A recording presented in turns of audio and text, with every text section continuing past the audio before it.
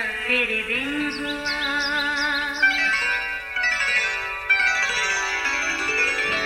नया फिर दिन हुआ, पुरानी रात का करे सो शुक्र हम खुदा की जात का, खुदा की जात का, नया फिर दिन हुआ। आज की आयत।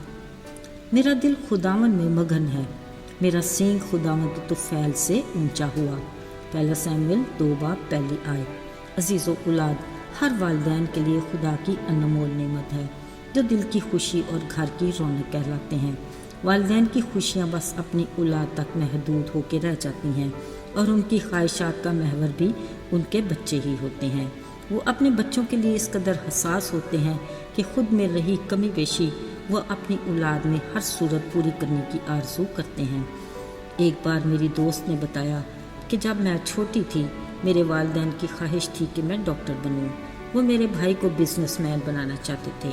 खैर मैं तो डॉक्टर न बन सकी, शायद वक्त मेरे हक में ना था और ना ही हालात ने मेरा साथ दिया। मगर मेरे भाई ने बहरहाल बिजनेस में अपने कदम जमा लिए, मगर फिर न जाने क्या हुआ। भाई बुरी सोबत में पड़ गया, फिर कुछ ऐसे कदम उखड़े कि दोबारा उठने की हिम्मत न हुई और नौबत नौकरी तक आ गई जिसका वालिदैन को हमेशा मलाल रहा। अजीज़ों, ऐसी परेशान कुन सूरत हाल एक घर की कहानी नहीं, ये दिल उदास करने वाले किस्से कई घरों के हैं। पर एक सोच दिल और दिमाग में आती है कि अगर हम वालिदैन अपने बच्चों का मुस्तकबिल खुदावंद के हाथ में दें, यकीन कीजिए उसकी रज़ा हो तो कोई मंसूबा नाकाम नहीं होता। अजीज़ों, ये साल के मसरूफ़ तरीन दिन थे क्योंकि लोग सैला में खुदा के हुजूर कुर्बानियाँ गुजराने आया करते थे। एक दिन एली काहिन खुदा की हैकल की चौखट के पास कुर्सी पर बैठा था। वो बार बार काफ़ी देर से अंदर बैठी एक औरत को देख रहा था जो नहायत दिलगीर लग रही थी। कई बार दुआ में जार जार रोने भी लगती। एली काहिन हैरान था कि उसके होंठ तो हिल रहे हैं मगर आवाज़ सुनाई नहीं देती। मगर तसल्ली की बात यह है कि जिस खुदा के हुजूर वो दुआ मांग रही थी वो उसके अल्फाज सुन रहा था जो कुछ यूं थे कि आए रब्बुल फाज, अगर तू अपनी लौंडी की मुसीबत पर नज़र करे, मुझे याद फरमा और फरामोश ना कर। अगर तू अपनी लौंडी को फर्जंद नरीना बख्शे तो मैं उसे ज़िंदगी भर तेरे हुजूर में खिदमत के लिए दे दूँगी और उस तरह उसके सर पर कभी ना फिरेगा। जब काफ़ी देर हुई वो इसी कैफियत में बैठी रही तो एली काहिन को गुमान हुआ कि वो नशे में है।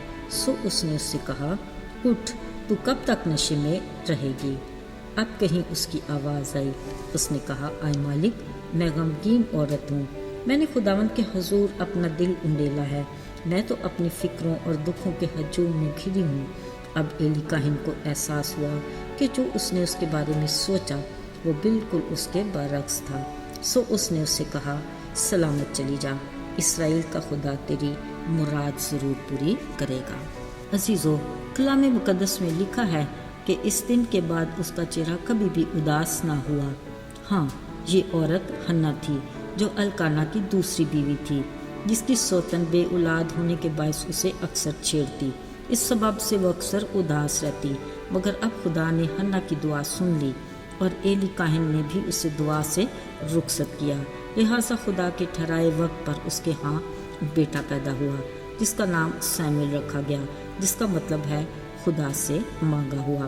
फिर हन्ना ने बड़ी वफादारी के साथ अपने बेटे के लिए जो ख्वाहिश की और मन्नत मानी थी उसके दूध छुड़ाए जाने पर शुक्रगुजारी के नजरानों के साथ सैला में खुदावंद के घर लाई।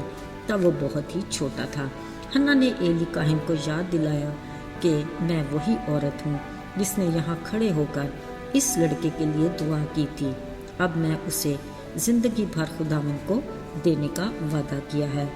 अजीज़ों, इसके बाद वो लड़का शमूएल खुदावंद के हुजूर खिदमत करता और उसमें बढ़ता गया। ये वो शमूएल नबी है जो ज़िंदगी भर इसराइली कौम का इंसाफ करता रहा। शमूएल की माँ हन्ना पर खुदावंद के करम की नज़र रही और खुदावंद ने उसे शमूएल के बाद 3 बेटे और 2 बेटियां अता की। अजीज़ों, हन्ना की ज़िंदगी हर माँ के लिए मिसाली है। वो बे औलाद थी जो उसके लिए नहायत तकलीफ दे था। उसने खुदा से औलाद के लिए दुआ की। जब उसे मिली तो उसने अपनी मानी हुई मन्नत को पूरा किया और अपना बेटा खुदावंद की खिदमत के लिए दे दिया। अगरचे ये काफ़ी मुश्किल था, मगर खुदा ने हन्ना को ऐसी बरकत दी जो उसके गुमान में भी नहीं था। अजीज़ों, आज के दौर में हर माँ भी अपनी औलाद का मुस्तकबिल खुदा के सुपुर्द करें।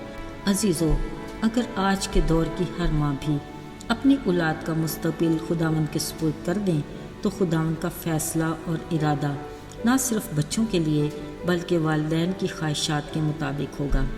अगरचे हम में से बहुत कम माएँ हन्ना की तरह अपने बेटे को खुदावंद की खिदमत के लिए मखसूस करने की ख्वाहिश करती होंगी, पर जिसको खुदा ने अपनी खिदमत के लिए चुनना है वो उसे अपने लिए मखसूस कर ही लेता है।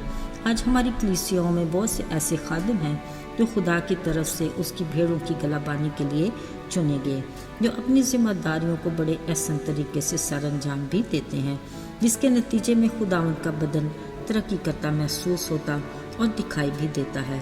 खुदावंद का फजल और इत्मीनान हम सब के साथ रहे। आमीन। आइए दुआ करें।